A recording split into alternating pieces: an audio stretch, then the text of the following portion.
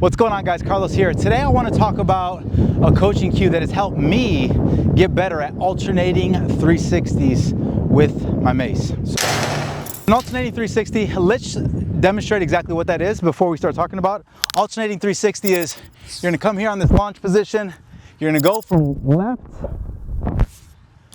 to right.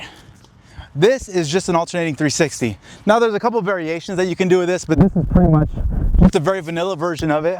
And I notice as I get heavier when doing these alternating 360s, there's a couple coaching cues that I feel like a lot of people are not talking about that I think can make your movement pattern on this much more controlled and a lot better. So let's talk about it. The main thing that I like to talk about when we're doing this, a couple things that I want to review here is one, making sure you have definitive endpoints. So my definitive endpoint for my right hand when I'm going over my right shoulder is making sure that on this particular mace, my hand position is at this martini glass and my bottom position is pinky to pommel. So once I go pinky to pommel, I go down into this position here.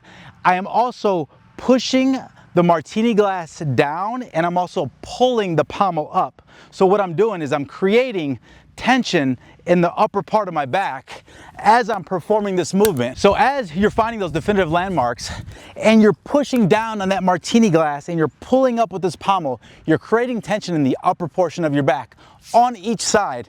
So if you're just doing this alternating 360 and you're just kind of letting it fall, this is not how you should be doing it. And this is how I see a lot of people performing this movement, right? Now, if you look, as I'm doing this, I want you to come to this side so you could see the motion of this mace when I don't control it. When you don't control this mace, you see how this falls forward and it's pulling myself forward. I want to keep everything in line here.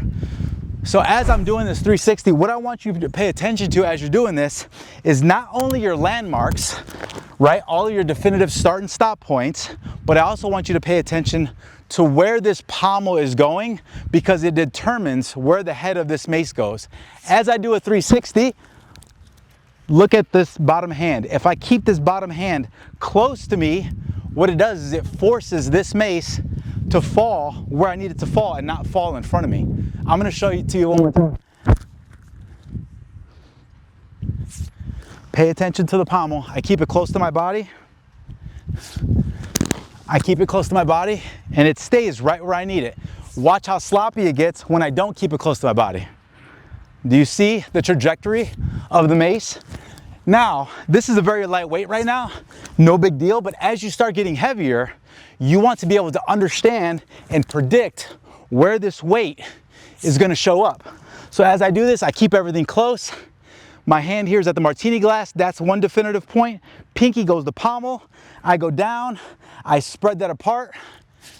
I'm doing the exact same thing. I'm paying attention to where this pommel is going. I'm bringing it close to my body. I'm finding those landmarks. And I repeat the process. This right here will help you get better at your Mace 360s. Give it a try, guys. Let me know what you think. Guys, today's video is sponsored by Adex Clubs. Adex is the only company that makes an adjustable steel club that is American made. Their clubs start at 3.5 pounds and their kits go up to 25 pounds at 1.25 pound increments. If you guys want 5% off, check the first link in the description for a discount code to purchase your Adex adjustable club.